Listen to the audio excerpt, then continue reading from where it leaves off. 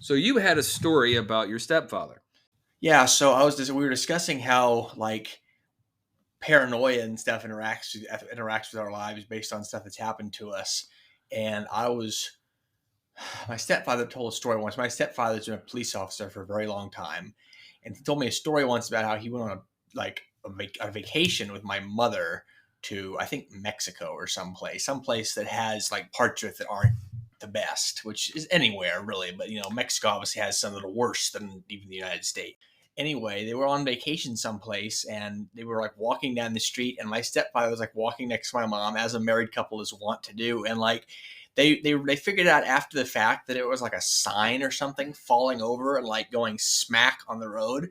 My stepdad heard this and was like shoving my mother to the ground and like reaching for his service weapon, which wasn't there, obviously. I mean, good for him. God bless him. We need men like that in the world. It's not good that he's that alert all the time, because that sounds exhausting. But we need men that will go into harm's way like your stepfather. I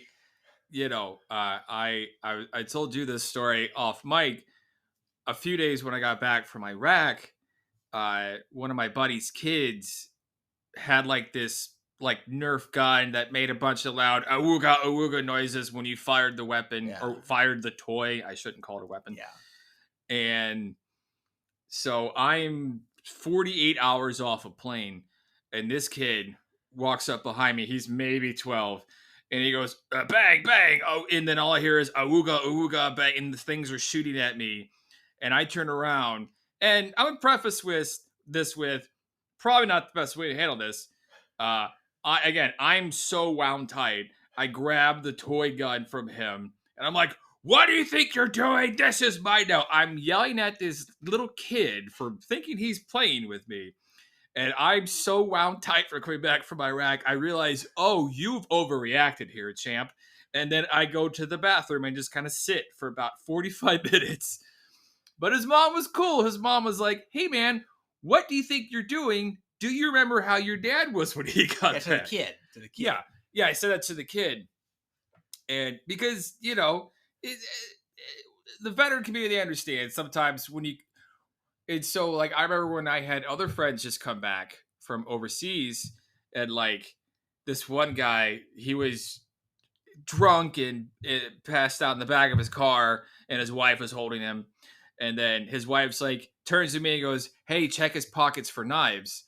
And then he looks at me, his eyes opens, and he goes, don't you fucking touch me. And I'm like, hey, man, I'm going to let you check your husband's pockets for knives, because that's how I bleed out in the parking lot. And I mean, there's stories about this, and I know this is like we could go like down a rabbit hole just on this, but like, there's a show called The Pacific, which came out about 10 years ago, I want to say, which is basically like a spiritual sequel to Band of Brothers, which I've been trying to get you to watch with me at some point. I will watch it with you at some point. Yes. But anyway, The Pacific is, obviously Band of Brothers, for those who don't know, is about a unit of the 101st Airborne Division that served from D-Day in France through to like southern Germany in World War II, European theater World War II. The Pacific is a little broader, but it's about basically like the Pacific theater World War II, like island hopping and stuff. And there's a character that's covered in that story, because these are all based on real people. These are all real people's lives they're telling the stories of. There's a character in the Pacific named Eugene Sledge, who wrote a book back in, like, I want to say the 80s maybe or something, called With the Old Breed, about his time with the 1st Marine Division in World War II. He landed at Peleliu, he landed at Okinawa. And there was a bit in that book where he's talking about how, like, for like year, I actually read about it in the book The Pacific, which they released as like a tie-in to the TV show. And they're telling this story about how, like, for years, like basically for the rest of for their whole marriage, like, as after Eugene Sledge lived in like these horrible jungle islands, like with Japanese soldiers hunting and trying to kill him, like his wife, if she wanted to wake him up, like just from sleeping, like she knew to get it, like to come real close and like whisper in his ear "sledgehammer," which is his nickname. Otherwise, he would like try and strangle her if she startled him awake. Oh shit! Yeah, Yeah. that's the way he was conditioned by sleeping in foxholes in the Pacific Theater World War II. Yeah. Yeah, PTSD. Now, granted, I do not have post-traumatic stress disorder. I was just wound really tight from a 9-month FOBIT deployment in Iraq where nothing happened. I was just terrified every single day something was. And so I was 1,000% alert and on my guard. Mhm.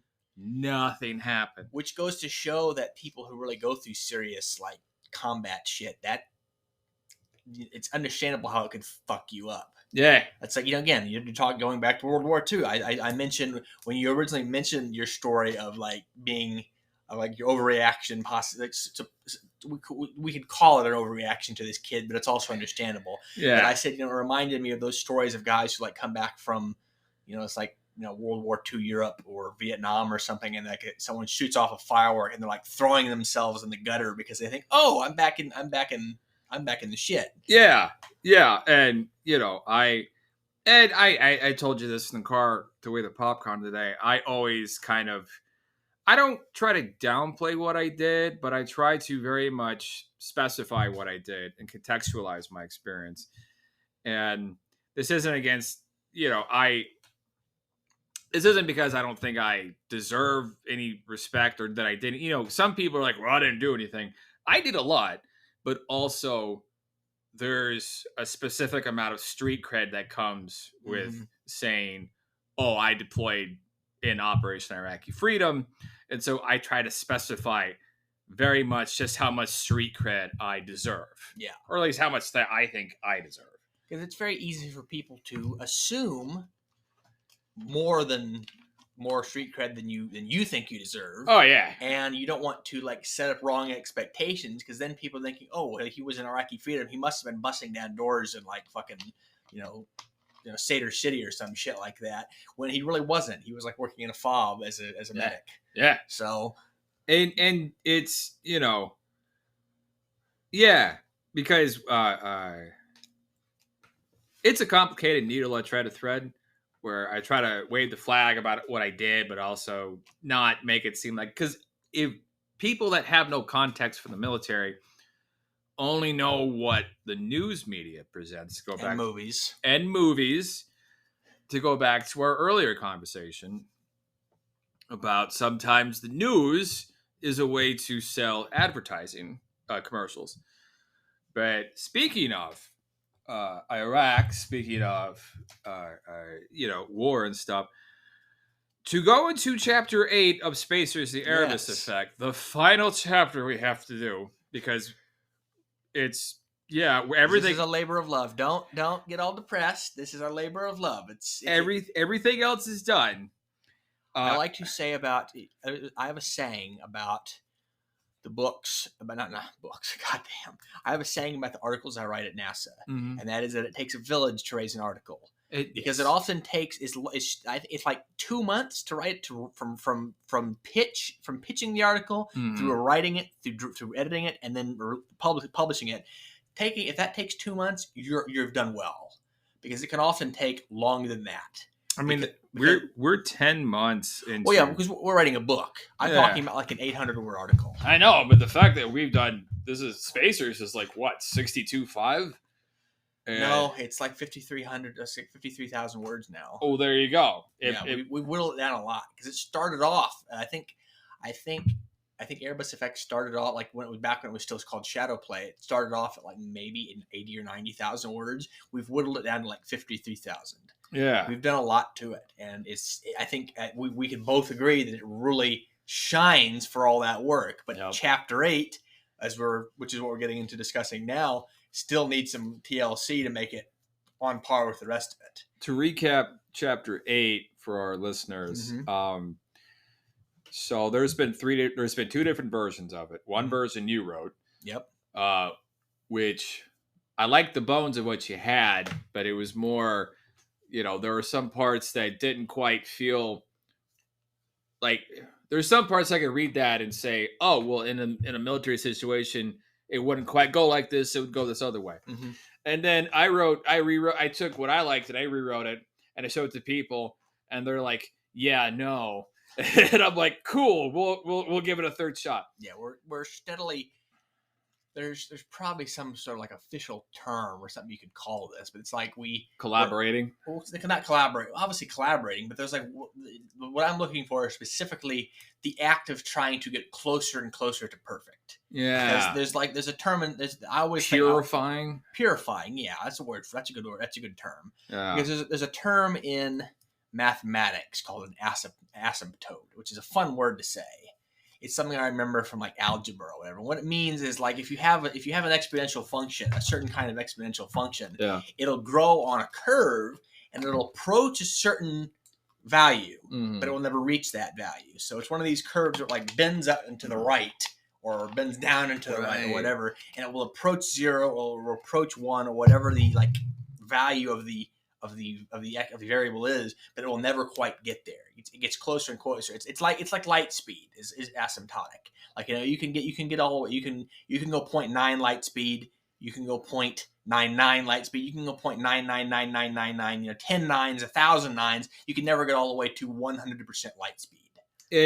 And this brings it back to my other religion, the United States, where. Because I'm a Christian, but also like I have this like dueling like belief in America and the founding principles, and they do have a more perfect union. Yeah, right. That's written into the Constitution, where it'll never be perfect, but the idea is we should always continue to strive to improve the American experiment, and with spacers that we're always continuously striving to improve.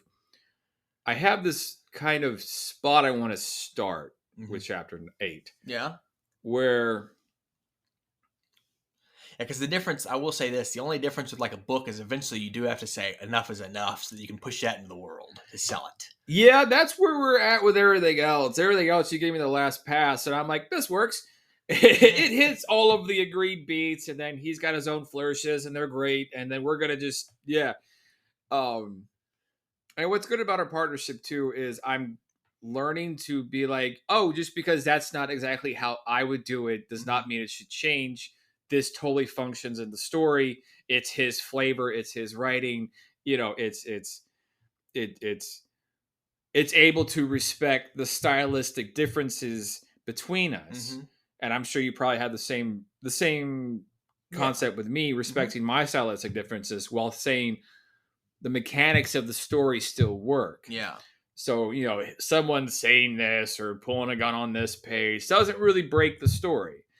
But with chapter 8, kind of what I want to do is just have a day on the fob, right? Start it from when she wakes up at 04:30 for PT. Yeah.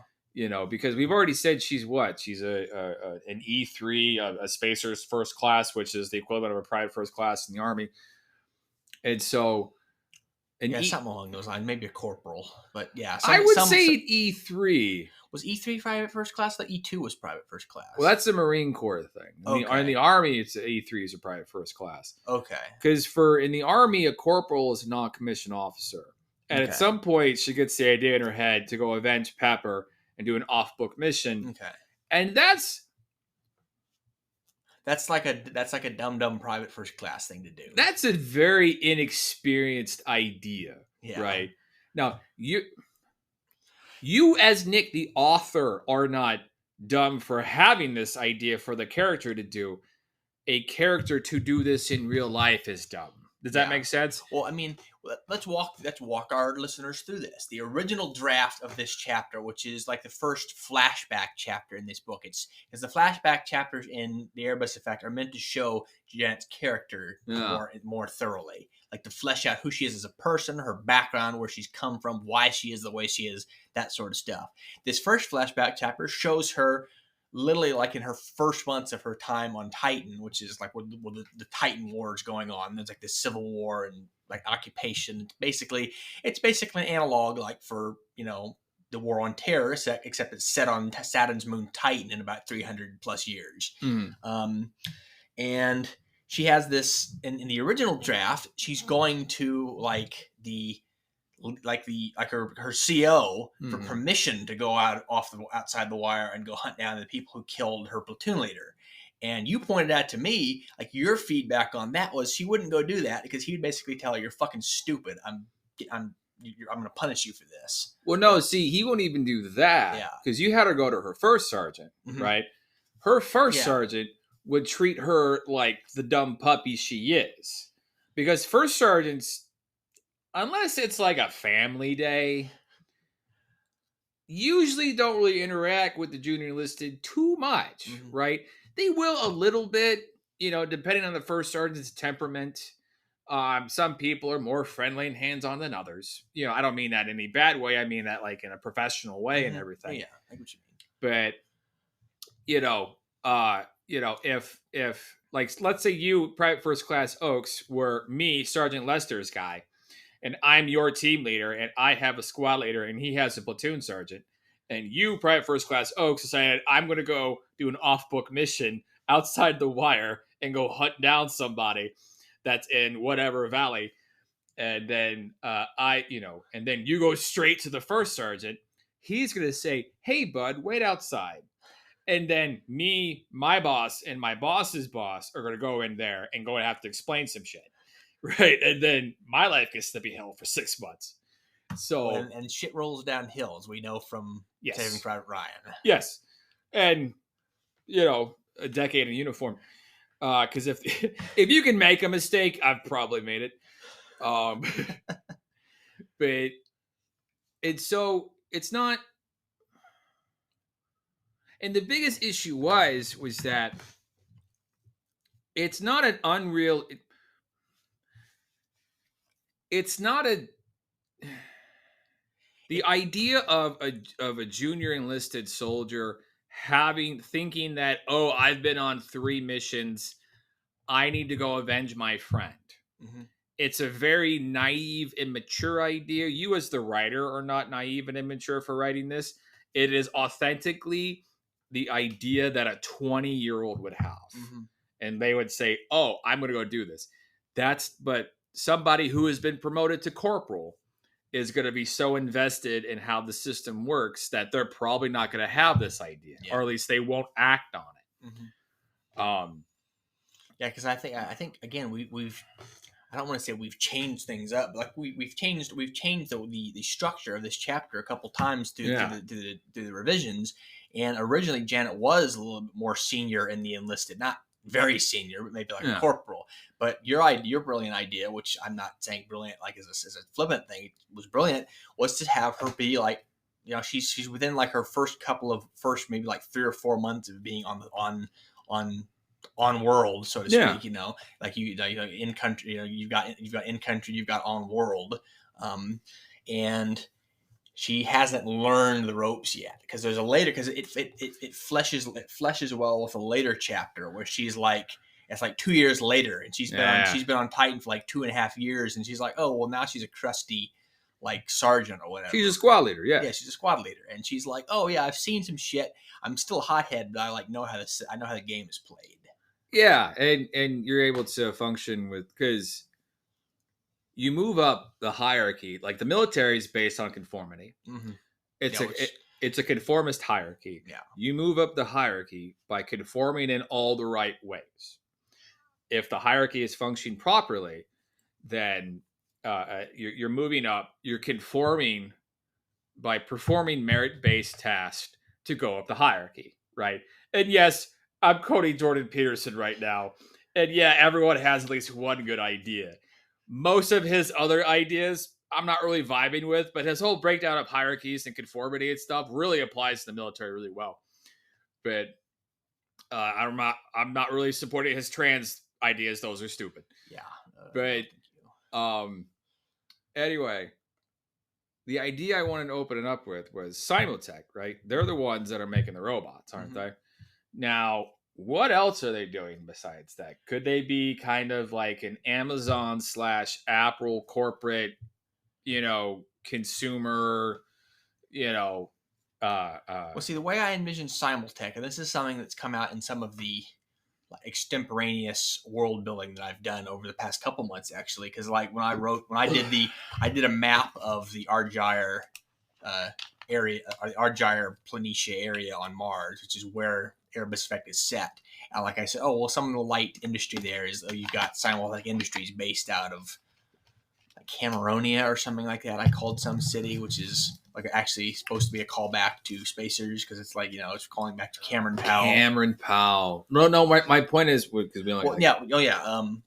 My question is this, because here's where I want it to start, where she wakes up, and you know how every human on the whole planet wakes up and checks their cell phone. Mm-hmm.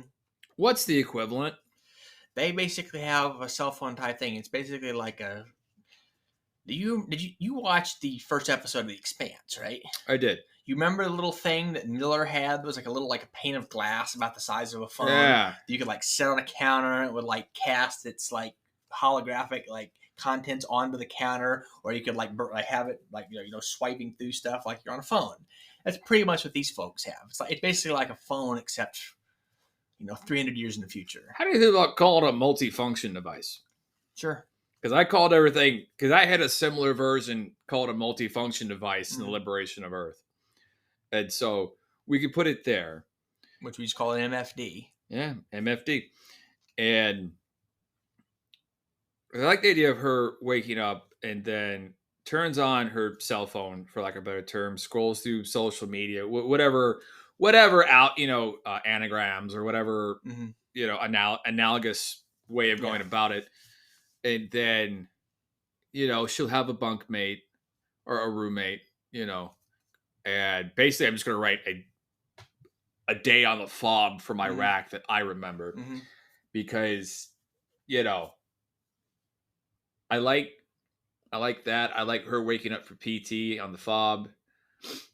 I like her just, or do they smoke cigarettes in the future? They would, but they probably wouldn't on Titan because, let's see, what was it? Because there's lots of methane on Titan. Got it. You don't want to smoke. You don't want combustibles around methane and other natural gases. Okay, so they probably chew gum. Okay. Because you could also chew, because you can technically chew gum while you've got a breathing mask on too. They would probably wear nicotine patches then. Yeah, that's a good. That could be. And with the nicotine patch, because soldiers, I mean, maybe not. I don't. Back in my day, as the man who yells at the cloud, soldiers would, smoke cigarettes, and chew tobacco incessantly and stuff. And granted, it's not a healthy thing, but I'm writing my experience in 2000. And this is 2009, so that was a million years ago. And so, like, she could wake up. She could now. Is it like an enclosed? How? No, go ahead. This is good. This is good. I know. I'm thinking. Shop talk. So this is how Iraq was, right? You had a big old base in the desert. Yeah. And then you had it like a whole living area. Yeah. Like let's say a third of the base was just where trailers were. And then you have rows of trailers and a big gravel field. Yeah. And then you'd wake up and then you'd have you'd be in a PT uniform. And then depending on what part of the Iraq war there was, if it was a more violent part, I was there in 2009 as the first initial years of violence were dying way down and before the years of ISIS. So I somehow managed to hit the sweet spot. And so in my time there, we'd get up and do formation runs sometimes because it was such a low op tempo you can get in a big group. Now, do you envision them? Can they just be in a breathing mask without other stuff?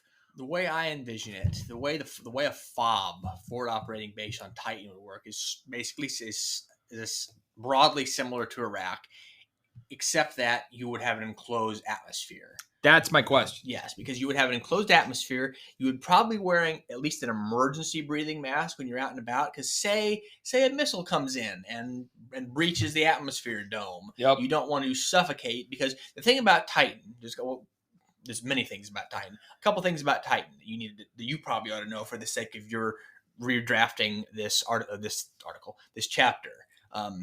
Titan has an atmosphere that is actually denser than Earth's. Got it. Titan has an atmosphere that's like 50% denser than Earth. So, for one thing, one fun fact about Titan, you could fly if you like attached wings to your arms and flapped. You could fly because the gravity is lower and the atmosphere is denser. Second thing about Titan, it's very cold. So the only thing, as long as you had like a breathing mask and like a warmth suit, you could walk around outside because you wouldn't. The thing about like Mars, for example, which we actually covered in a recent in one of our episodes that just recently came out for listeners, as of when we recorded this in late August. I'm having an idea, and I'm sorry to interrupt. Oh, go ahead. Who are the bad guys on Titan? They're the Draconists. The Drac, the Revolutionary Division of the Assembly of Callisto. So they can fly if they have wings attached to them? Yes. Is there any reason that you couldn't have a dude with like a breathing mask with a couple of like plywood wings flapping his way above a spacer base and then just dropping bombs, right? But like not like some sort of like crazy cruise missile or something, but just like simple simple IED. It's their version of IEDs almost. It's their version of like Ukrainians using fucking like quadcopter drones to like drop mortar shells. Yeah. So, and I'm having this thought, and maybe like that's how she wakes up or something, and then it's like because like part of the day obviously would be Pepper's dead, but how does Pepper die? That's a good damn question. Hello, stranger. Do you like to read? Read? What's happening? Am I dead? I bet you like zombie books. I like food. Do you have food? You don't need food at dividedbyzerobooks.com. It's full of nutrient-rich science fiction. Ugh, I'm stuck in an ad, aren't I? Once I stop talking, reality will collapse until someone plays this ad again. This isn't the first time we've had this discussion, and it won't be the last. Hello, stranger. Do you like to read? So how does Pepper die? That's actually a good question. I think your little idea of having like there sort of be like an impromptu attack on the base, because the thing about the Draconis, I'll digress from how Pepper dies to explain a little bit about the Draconis front a little bit.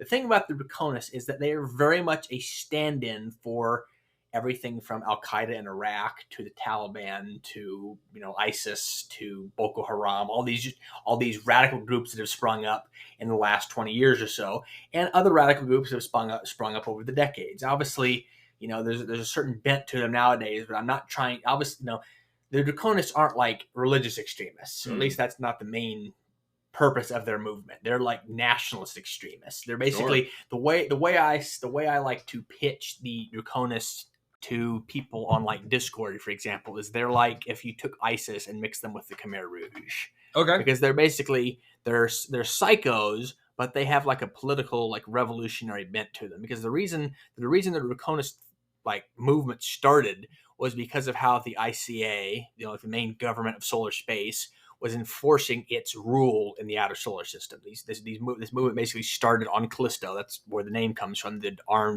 The Revolutionary Division of the Assembly of Callisto.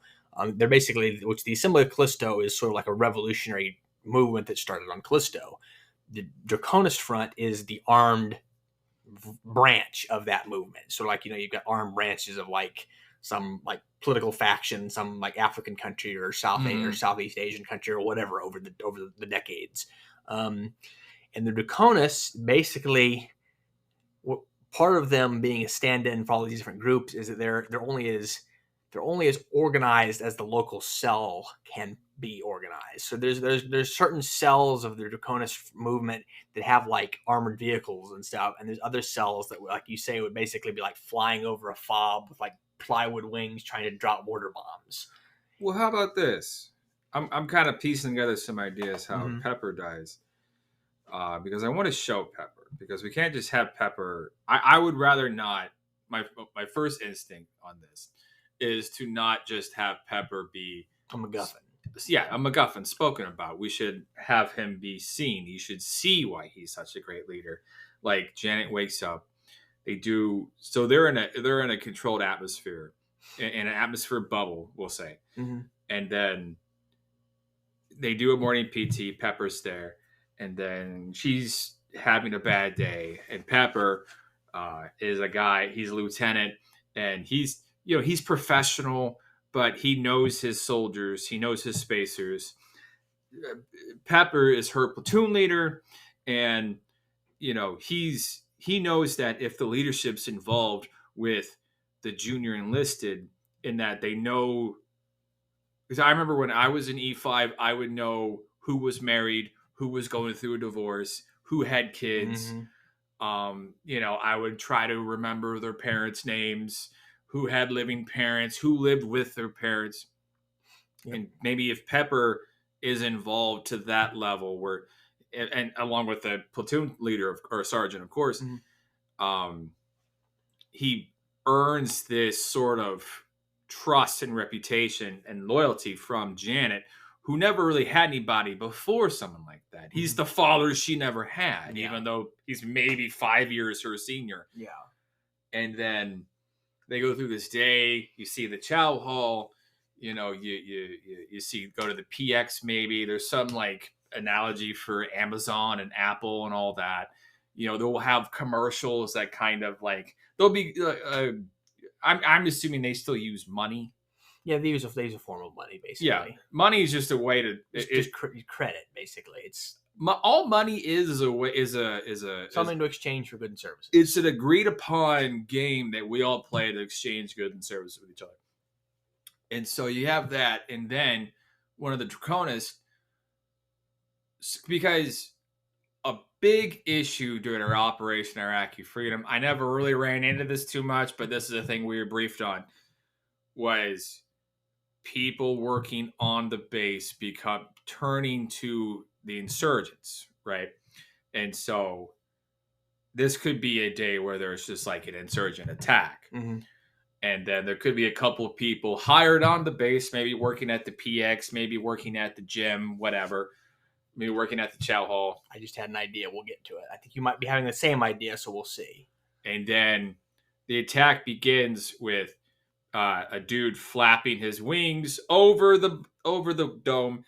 And this also, too, can be a learning experience, not only for Janet, not only for Pepper, but also the Spacer Corps writ large, because maybe the Draconis understand that the Spacers are so heavily developed technologically, the best way to beat them is to go primitive. Yeah. And so, like it's like they see someone flapping over the horizon, like, what the fuck is that? And then like they let it get too close because they're like, that can't possibly be someone trying to attack us. It's too ridiculous. Yeah. Like it's like a local schmuck trying to come take a look at the fob or something. Yeah, here's actually, I had a second idea. We'll go with this and we'll go to my other one later. Maybe like this remote fob, the way you get to this remote fob from like over the ridges and stuff is using jetpacks and wings. Okay. And maybe like when you are coming in for a landing, you have to send a code to say, hey, don't shoot me down with your like Sea Whiz fucking thing or whatever, or ARAMs or whatever they call it, like basically the big minigun that has the big radar on top of it. Yeah. And one of the workers who's like contracted to work on this like fob has leaked the codes to the Draconis, and they try and like sneak in so they can like get close enough to do an attack. Yeah. This is the idea I had, and again, you may have had the same idea, but I'm going to go ahead and spit it out there since obviously we're burning our recording time. But funnily enough. But the idea I had is, what if after the attack happens, Pepper dies, they're picking up the pieces, and they're like, they figured out who gave the codes. Yeah. They've got this person captured, and Janet's like, give me 5 minutes with the motherfucker. I'll find out where they came from and who else did it. And basically that's where it's Tommy Sampson, right? Mhm. That's where Tommy Sampson's like, hey, you know you can't do that, right? Because this is the 24th century. We don't break the arms of prisoners and stuff, right? I'll do you one better. Uh-huh. So I never had to run into this problem. Yeah. And I don't have a judgment or opinion on anybody, whichever side of this question they landed. Mm-hmm. Under the Geneva Conventions, Yep. field medics are supposed to treat in ascending order whoever, or descending order, whoever is lowest likely to survive, to do the greatest good for the greatest number, regardless of what side they're on. Mm-hmm.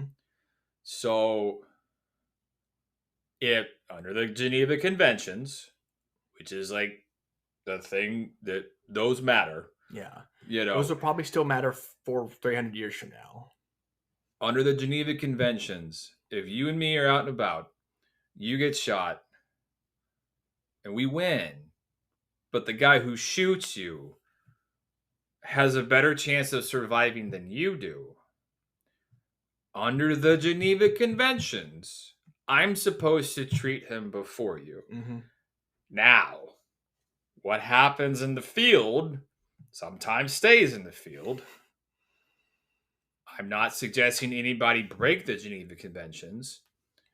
I'm saying I've never been put in that situation. Therefore, my default setting is I would follow the Geneva Conventions because I've never been put in that situation. So maybe what happens is they capture one of the Draconis or one of the people who leaked the codes or whatever, and they're like, well, we can either save this person or we can save Pepper. And they're like, well, we need this person because they have a better chance of living, and if they live, they could tell us where they came from and we could track them down. And Janet's basically like, well, fuck them. Well, no, because we'll lose readers. Yeah, see, this is a hot button question. Yeah. This is controversial, right? Mm-hmm. This is a very within the veteran community, especially the global war on terror vets. This is especially with the medics. Mm-hmm. This is a controversial question. Yeah. And the easy answer is fuck the enemy. I treat my guys first. Yeah. That's the one that feels the best to me. That's the one as a primal tribal human. That's the one I want to do. Mm-hmm. But also, I've known medics who got against their own sort of core tribal beliefs and treated the enemy. And I have no shade or shame against them because they did the right thing as per the agreed upon international law, Geneva Conventions. Yep. And that's the right thing as per our training. Yeah. So when I talk about this question, I don't want to give an opinion on either side of it, just because I've never had to answer it for myself. Mm-hmm. So it's like, what do you do if you're in an active shooter situation at like a Walmart? I've never been in one of those either. I could tell you what I think I would do. I'd start throwing cans of peas, but I've never been there. I might sit in a corner, pee my pants, and sob uncontrollably. Depends if it's a Tuesday. But this is a controversial spot, and I want to acknowledge that. Mm-hmm. And so what I'm thinking, to not trivialize it. I don't want to take an answer here. But Pepper's already dead. Yep. Right. But they're treating the guy that killed him. Mm-hmm. And they're treating the guy that killed him because he knows where the other people are. Mm-hmm. And also they're supposed to. Yeah. But it's mostly because he knows where the other people are and they're technically supposed to, right? It's complicated.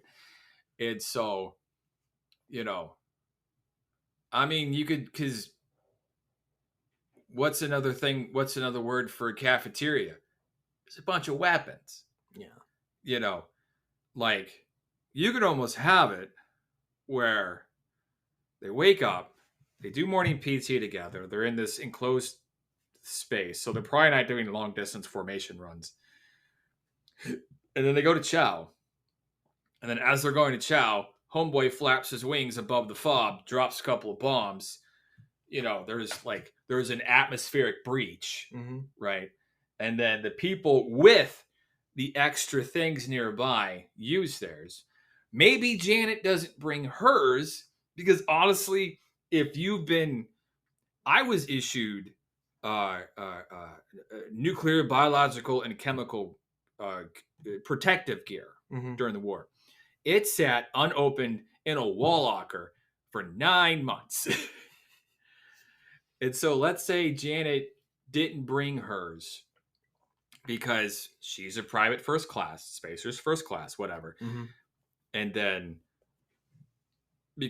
you know, she's a kid and they've never needed it. So she's like, why would I bring it? That's silly. The one day she needs it, it's not there. Pepper has his. Pepper gives his to her. Pepper dies. And then as she gives his to her, maybe a couple of the people that work at the chow hall start like pulling guns on people, right? Because this sort of thing happened in Kuwait, where like people worked at the chow hall would show up with grenades and just frag a bunch of folk and start pulling guns and shit. I was not a part of that. I read an article once. And maybe not Kuwait, maybe Iraq. Oh, it happened in the early days of the war. It was 20 years ago. Good ideas we could play with here. It's like I'm almost thinking of an idea. Like, remember that story you told me once about the guy that you thought might have been like sighting in, like helping like mortars or rockets sight in like the fob. Okay, so we were 2 weeks away from redeploying. I'm going from the redeployment choose to maybe go on a run, maybe go to the chow hall or something. So I see a local national. I'm assuming he worked on the base because he was an Iraqi dude. And sometimes there's this thing called counting steps where you're stepping directly heel toe in front just to count. Oh, it's 35 paces from the chow hall to the barracks or to the wash rack or whatever.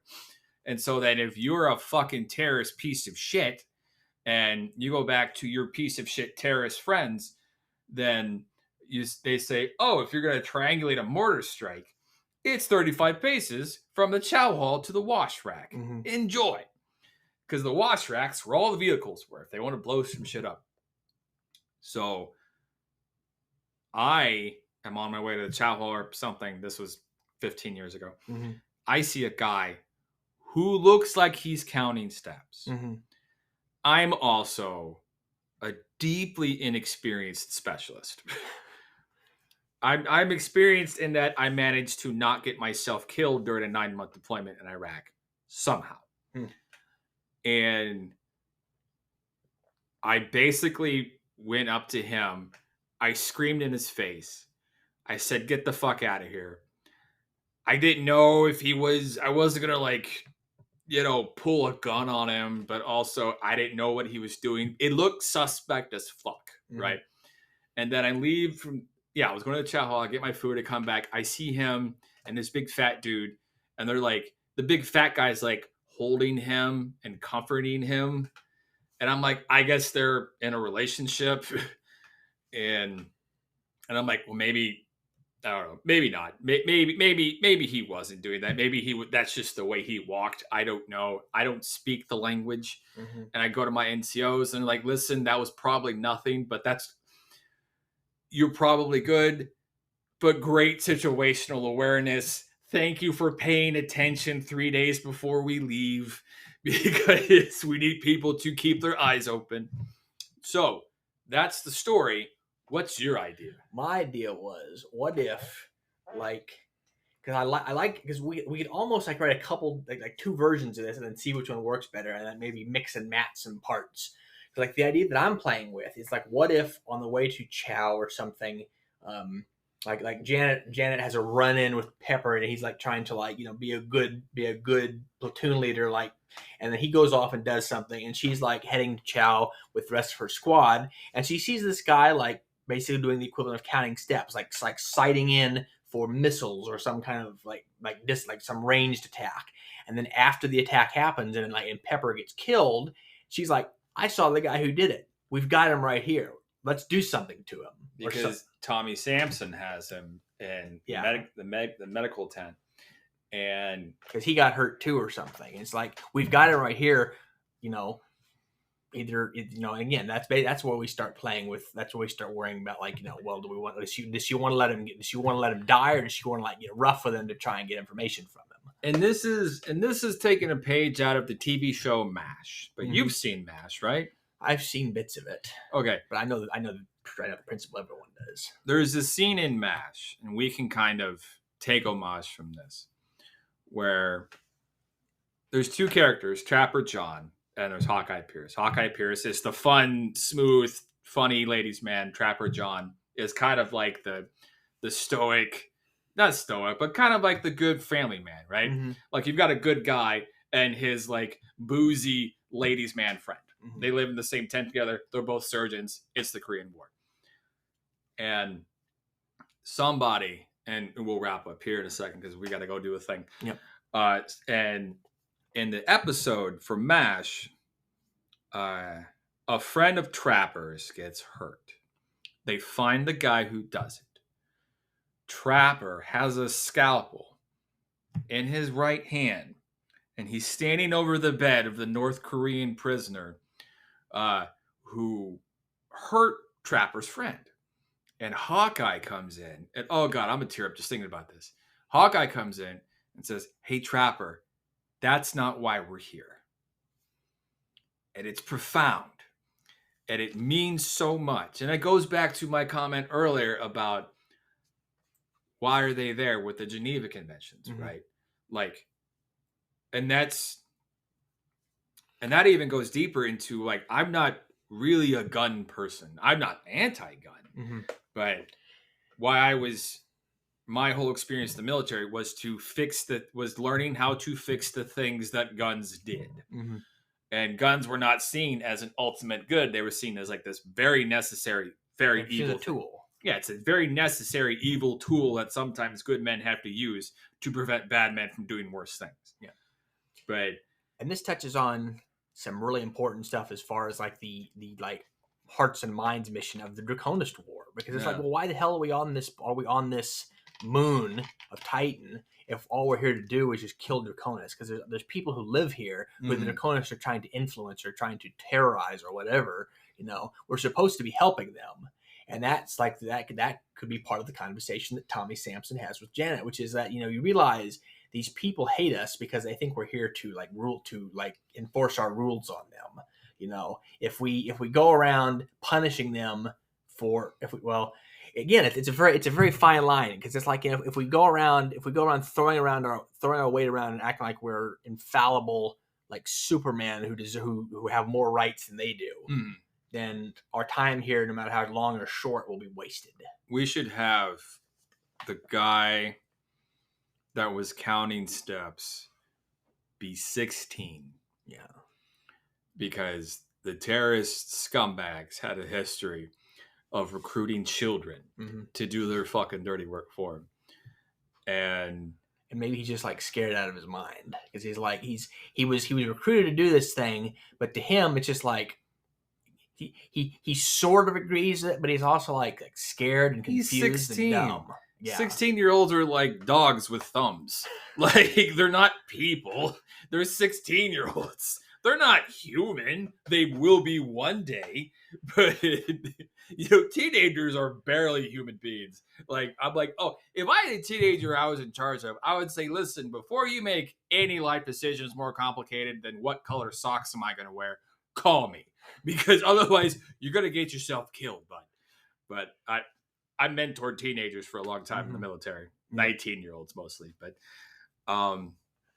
No, and we'll end here because we got to go do a thing because my very lovely patient wife is waiting for us to wrap up. And this our first recorded episode in person. The scene ends. We get the conversation between her and Tommy that we did in draft 2. But where she asked, well, she's not sure if she's a good person. But it's much like Trapper John was over the North Korean soldier. Janet has a knife because she has this knife over this 16-year-old. She's standing over this 16-year-old boy who's handcuffed to the stretcher. They've been treating him because during the atmospheric pressure breach, he got hurt. They couldn't save Pepper, but they could save the boy. And I look at that like if you're 16, if you're 15, if you get caught up in some stupid shit, I try to find some grace there because children get brainwashed by horrifically evil adults that should know better. The children don't know better, so it's up to the adults to teach them better. And this isn't about that necessarily, but it's Janet's standing over the boy with a knife, the 16-year-old boy with a knife. And then Tommy Sampson comes in and then has that kind of conversation where he's like, hey, this won't bring Pepper back. Yeah. Also, he's 16. We know the cell that recruited him. The cell recruited a homeless 16-year-old kid and told him that we killed his parents, even though I'm the guy that tried to save his dad. Yeah. And or whatever, something like that. He's an orphan 16-year-old kid, and the Draconis preyed on that by telling him that the ICA and the Space Corps is the reason his parents are dead, and basically sent him off to go, basically used him as a tool. Yeah. And punishing him is not going to bring Pepper back, and it's not going to make you feel better, and it's not going to make our mission here any more successful in terms of making yourself feel momentarily better for getting some revenge or whatever. Yeah, the bloodlust feels good in the moment, but it doesn't fulfill. It's like because she feels guilty because she realizes I could have saved him. Yeah. And then that guilt of not being able to save Pepper weighs so heavy on her and sets her on an entire course. Yeah. And then that's because throughout the whole novel, she's asking herself the question, am I a good person? And that's where the question begins. And that's where we'll end today. For the Blanket Fortress of Solitude, I am Derwin. And I am Nick. And we will see you next Monday morning at 0700.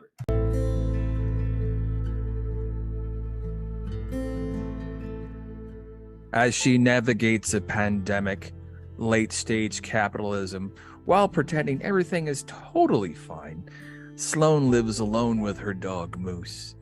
Struggling with this juggling act, Sloane breaks down one night and wishes magic were real.